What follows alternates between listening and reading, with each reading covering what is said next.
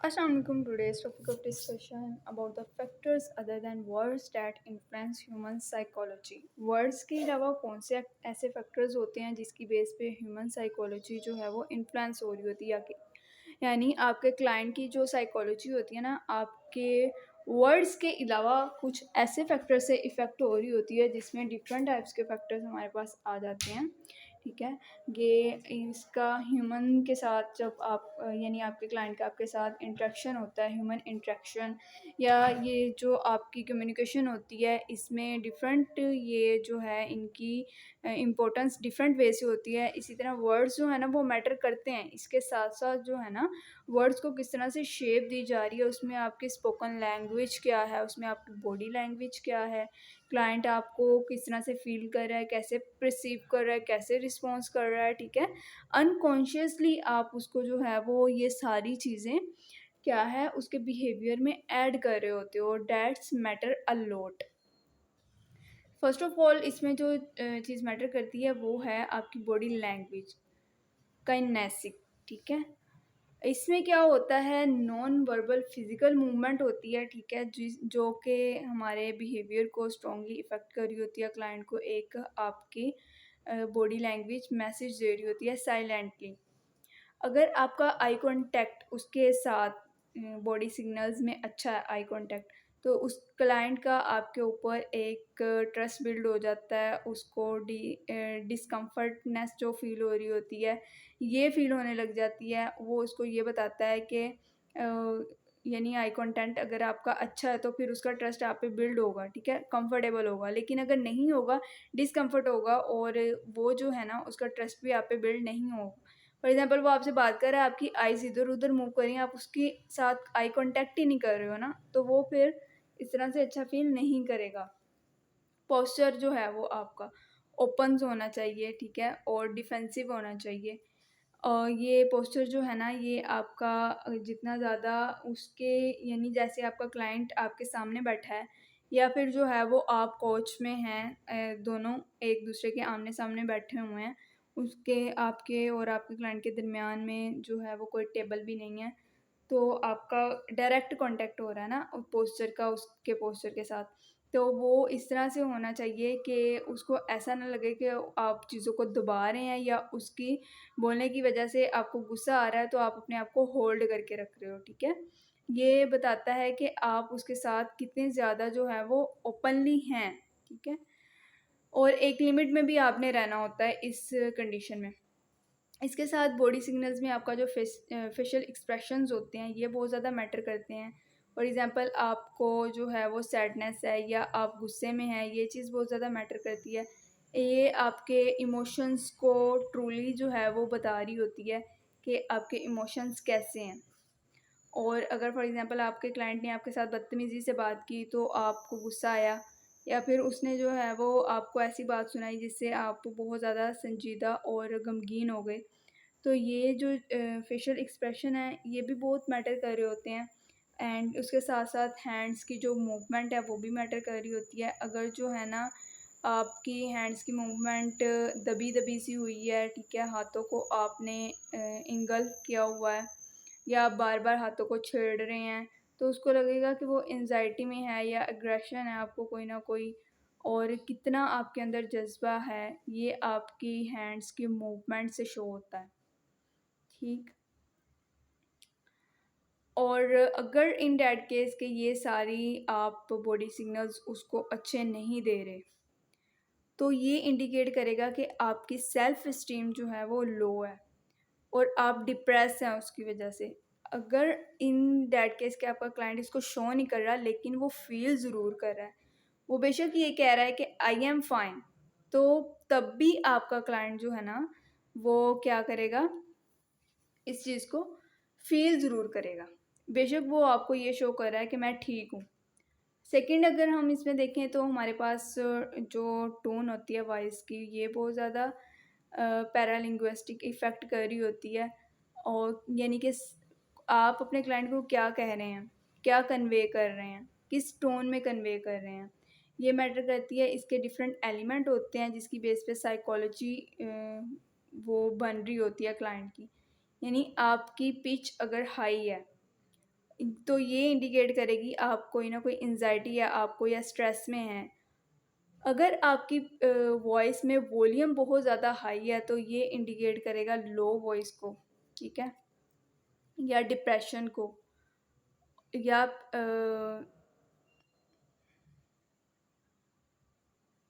Sorry volume का जो tone है ना, मुझे ना एक्चुअली में वो सारा टाइम जो है वो लेक्चर्स चल रहे होते हैं, ले रहे होते हैं और क्लिनिक में सारा वर्कआउट होता है, तो इस टाइम मैं आपका लेक्चर रिकॉर्ड कर रही हूँ, तो मुझे ना वो बीच में नींद आ जा फ़ील हो रही होती है, क्योंकि मैं इधर क्लिनिक में अकेली बैठी हूँ ना, इस वजह से।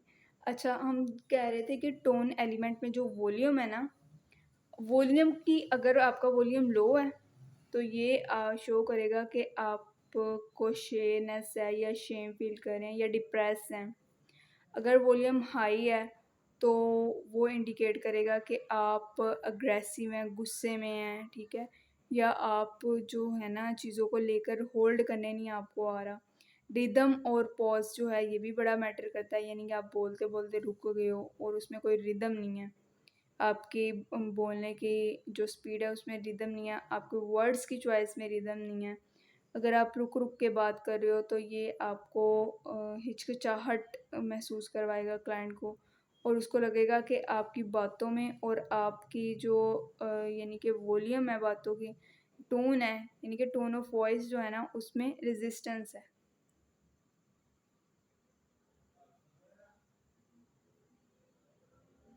एम्फेसिस है अगर, ठीक है, टोन एलिमेंट की अगर आपकी वॉल्यूम में एम्फेसिस शो हो रहा है कि अगर जो है ना वो स्पीकर वैल्यू यार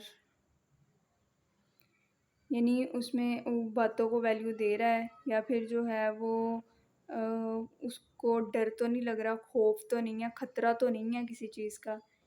एक जो सबसे अच्छी चॉइस होती है ना टोन ऑफ वॉइस में, वो ये होती है कि आपकी वॉइस काम होनी चाहिए, कामनेस होनी चाहिए आपकी वॉइस में एज अ थेरेपिस्ट, जो कि आपके क्लाइंट की जो साइकोलॉजी है उसको रेगुलेट रखती है। और अगर आपका क्लाइंट परेशान है ना, काम वॉइस हमेशा उसको क्या करेगी, उसकी इमोशंस को रेगुलेट कर देगी, उसको जो है वो स्टेबिलिटी की तरफ लेकर आएगी। अगर वो चीख रहा है, आप भी चीखने चिल्लाने लग जाएँ, तो फिर तो आप अच्छे साइकोथेरेपिस्ट बन गए। नेक्स्ट जो हमारे पास है वो है टाइमिंग एंड पेसिंग, ठीक है? आपकी स्पीड क्या है, आपका रिदम क्या है बोलने का, आपका बिहेवियर क्या है जब आप बोल रहे हो उसके साथ, किस टाइम एंड स्पेसिंग के साथ आप अपनी क्लाइंट को इन इसका इफ़ेक्ट दे रहे हो, इन्फ्लुएंस कर रहे हैं, ठीक है? और इससे आप उसका कंफर्ट या फिर आप उसका trust, psychological trust, comfort and trust वो बिल्डअप भी कर सकते हो और नहीं भी कर सकते। फॉर एग्जांपल अगर आप फास्ट स्पीच कर रहे हो, बहुत जल्दी-जल्दी बोल रहे हो, तो ये आप उसको शो करेगा कि आप कोई ना कोई एंग्ज़ायटी में हो, ठीक है? या फिर जो है वो आप कोई ना कोई आपको डिसऑर्डर है। चीज़ों को भूल ना जाएँ, ये खतरा है, इस वजह से आप फटाफट बोलना चाह रहे हो। और अगर आपकी स्पीच है ही लो है, तो ये इंडिकेट करेगा कि आप डिप्रेस हो या फिर हेजिटेट कर रहे हो या फिर आप बहुत ज़्यादा सोच-सोच के बोल रहे हो। और अगर आप बहुत टाइम के लिए साइलेंट रहते हो, उसके बाद फिर बोलते हो, जब तक क्लाइंट जो है वो अपनी बात उसको भूल जाती है। तो ये एक इंडिकेट करेगा कि आप जो है ना वो चीज़ों को अवॉइड कर रहे हो, आपको समझ नहीं आ रही है, आपका रिफ्लेक्शन जो है वो ये अलाउ कर रहा है उसको। अब जो एज़ अ थेरेपिस्ट आपका जो बेस्ट टाइमिंग एंड स्पेस है ना वो होनी चाहिए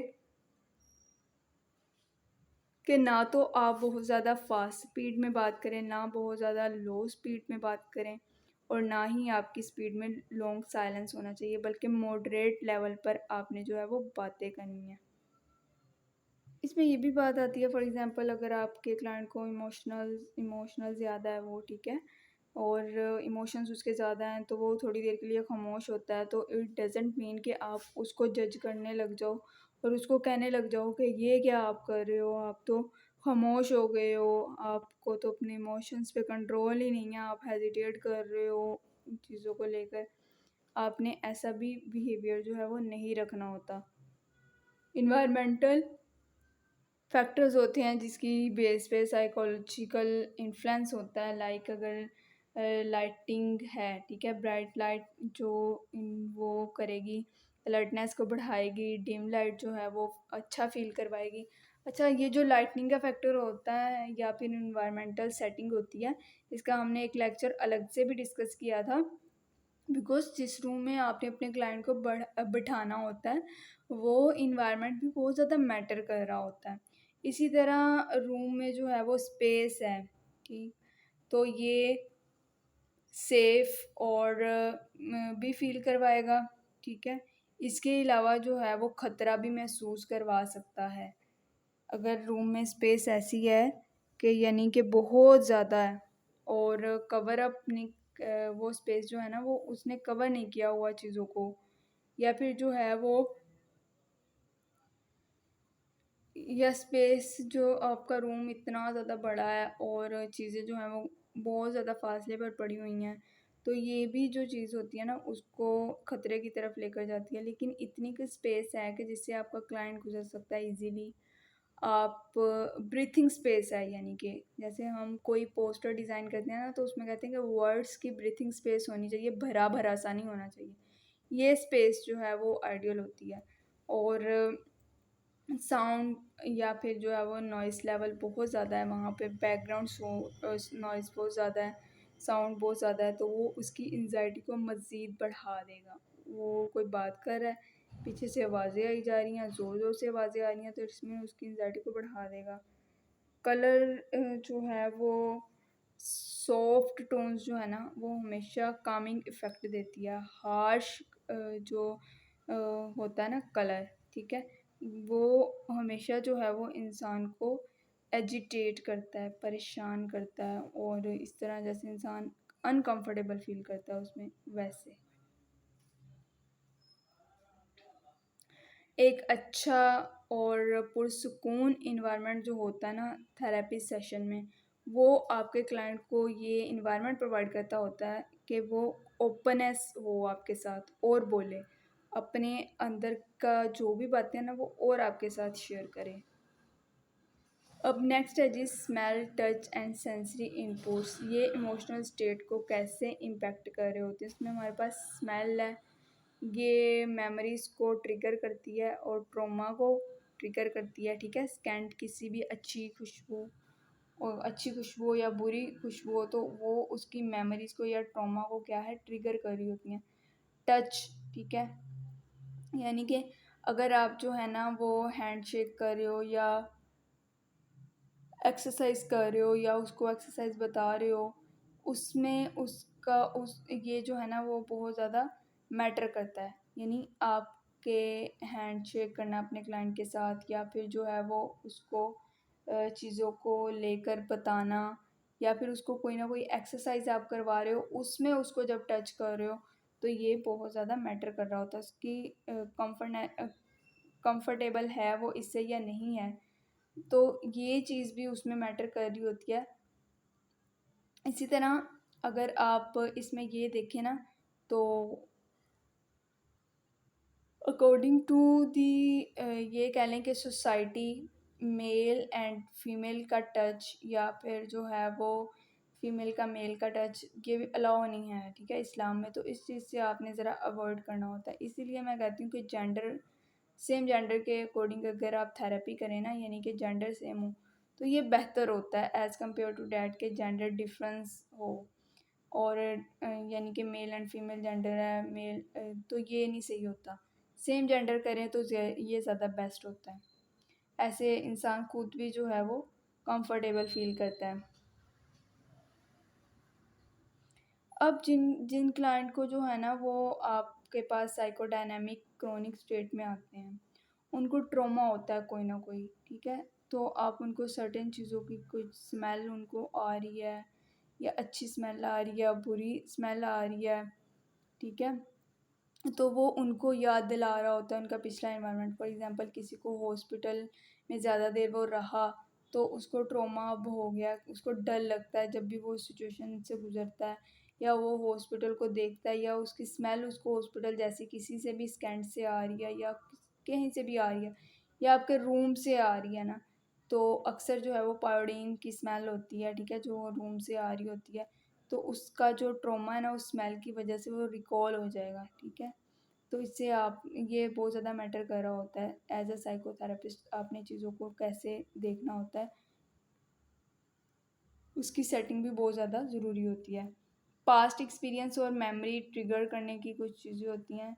अगर क्लाइंट आपका जो है ना वो आपको किसी स्टिमुलस की बेस पे रिएक्ट कर रहा है, उसमें डिफरेंट चीज़ें होती हैं।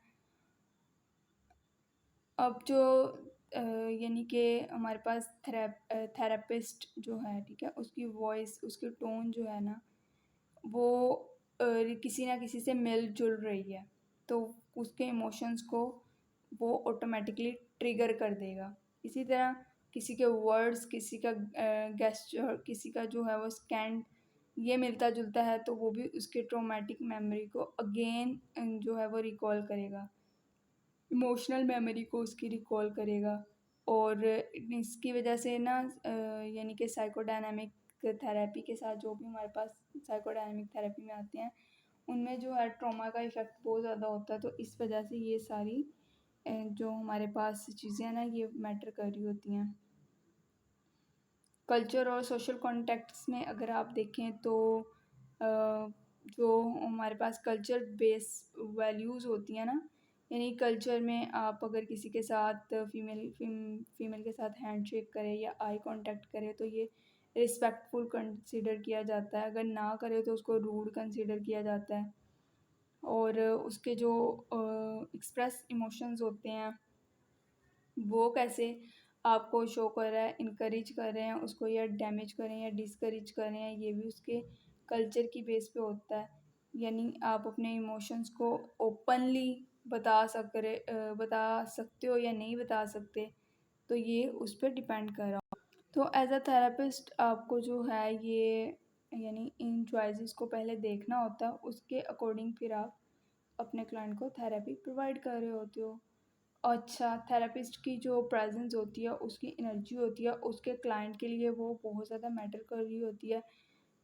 और थेरेप थेरेपिस्ट की जो इमोशनल प्रेजेंस होती है ना, वो क्लाइंट को इवन वो यानी साइलेंट है तब भी इफ़ेक्ट कर रही होती है। अगर वो काम है, ठीक है, और उसकी जो है ये प्रेजेंस उसको अच्छा इफ़ेक्ट दे रही है, तो इसका मतलब वो सेफ्टी फ़ील करेगा और इसके अलावा जो है ना वो अच्छा फ़ील करेगा, ठीक है। और अगर आपकी जो एनर्जी है यानी चीज़ों को डिस्ट्रैक्ट कर रही है या जजमेंटल है तो इट्स मीन डैट कि उसको खौफज़दा होगा, शर्म महसूस होगी। अगर आप एम्पैथिक अटोनामेंट्स आप शो कर रहे हैं उसके साथ तो उसको हीलिंग और एक कनेक्शन उसका आपके साथ बिल्ड करवा रही होती हैं ये चीज़ें। इसी तरह अगर इन सबको देखें तो ये जो हमने अभी डिस्कस किया है, ठीक है, प्रेजेंस एंड एनर्जी, इसको हम फेल्ट सेंस भी कहते हैं और इंटरपर्सनल न्यूरोबायोलॉजी भी बोलते हैं। अच्छा जी, अगर हम ओवरऑल देखें body language, tone of voice, timing, ठीक है, environment, sensory input, culture meaning, therapeutic presence, ये सारी चीज़ें जो हैं वो इफ़ेक्ट कर रही होती हैं क्लाइंट की साइकोलॉजी में। इन कंक्लूजन अगर हम देखें तो एज अ साइकोथेरेपिस्ट आपका इंटरेक्शन, आपके वर्ड्स एक ऐसा पज़ल है उसके लिए कि जब वो आप बोलेंगे तो उसके बाद उसको उसका इफ़ेक्ट शो होगा, ठीक है। आपकी बॉडी कैसे बोल रही है, आपका रूम क्या उसको शो कर रहा है, आपकी साइलेंस क्या उसको शो कर रही है, दैट्स मैटर अ लॉट। और आप उसको अपने एक्शन से, अपने परफॉर्मेंस से क्या फ़ील करवाना चाह रहे हो या automatically verbal and non verbal response में उसको शो हो जाता है कि मेरा जो थेरेपी जो कर रहा है ना, ये कैसा है। तो इन चीज़ों को आपने बड़ा कॉन्शियसली लेकर चलना होता है बहुत ज़्यादा मैटर करता है ये सारा कुछ। ये था हमारा आज का लेक्चर। नेक्स्ट हम इंशाल्लाह प्रैक्टिकल देखेंगे, तब तक के लिए अल्लाह हाफ़िज़।